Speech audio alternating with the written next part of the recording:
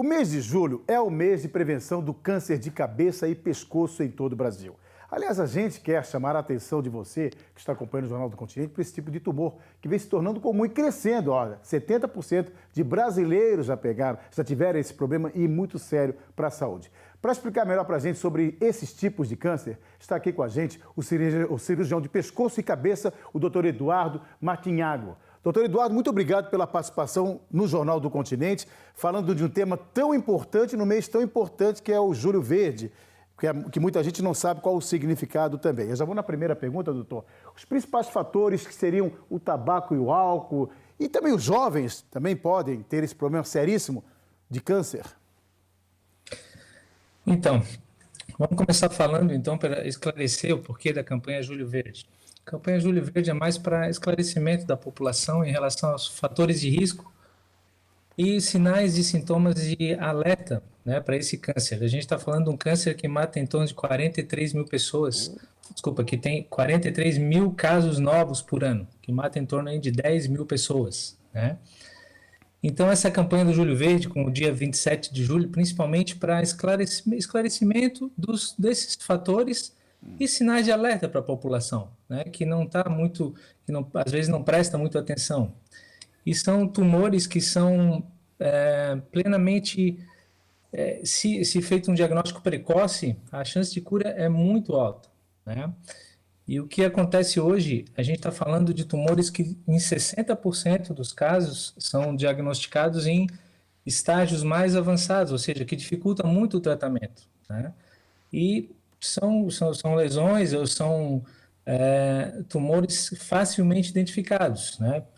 Você mencionou aí em questão de fatores de risco que são plenamente evitáveis, né? Em relação a cigarro, ao uso abusivo de álcool, e mais recentemente a gente está falando também de HPV, que você mencionou que os pacientes mais jovens estão sendo acometidos, né? Antigamente se falava em câncer de cabeça e pescoço na quinta e sexta década de vida. Hoje a gente está falando aí já na terceira década até a quarta década de vida. E um dos fatores principais, além do cigarro e o álcool, é o HPV, né? Esse papiloma vírus que vem cada vez mais acometendo a população jovem do Brasil. Por isso a gente tem feito essa campanha de esclarecimento da população. Certo, é importante, né, que as pessoas, né, se conscientizem, né? Por isso que os profissionais médicos, como o senhor, por exemplo, têm repassado essas explicações, esses esclarecimentos no mês tão importante que é o mês de julho também. Agora, os sinais de câncer de cabeça e pescoço, como é que eles aparecem? Porque tem muita gente em casa que às vezes tem o sintoma e não sabe.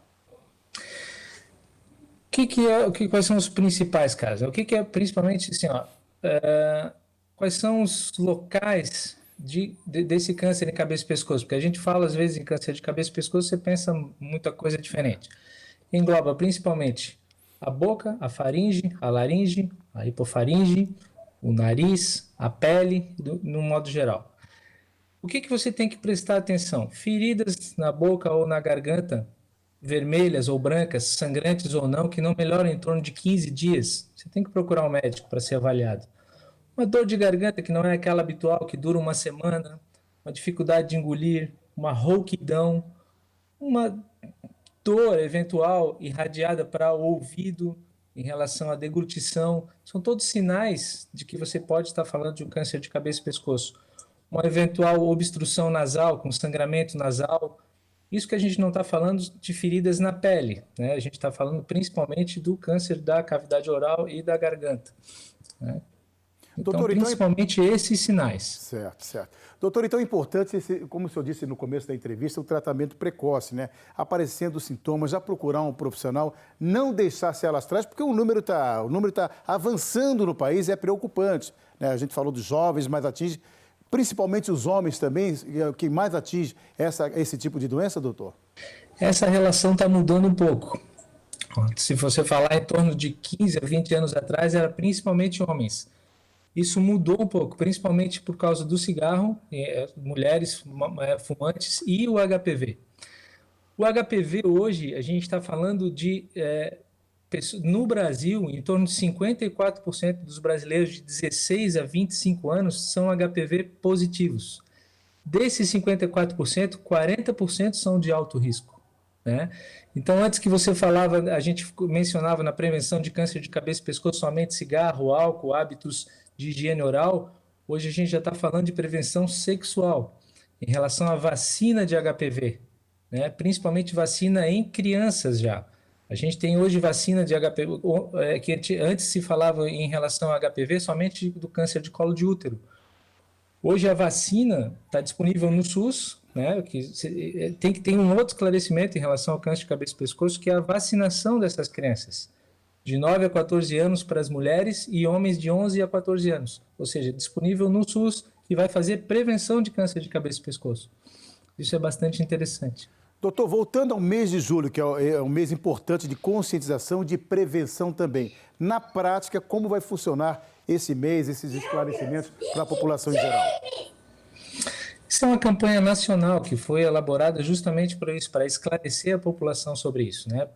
Todos os dias vão ter mensagens na televisão, vão ter assim, são distribuídos nos consultórios médicos, camisetas, banners, nos sinaleiros, ou seja, mais para esclarecimento mesmo, não tem uma coisa específica, né? Principalmente agora por causa do Covid, então esse mês ficou um pouco prejudicado, mas é mais esse esclarecimento, e a gente agradece a colaboração de vocês, porque é mais um canal para a gente divulgar essa ação importante, né?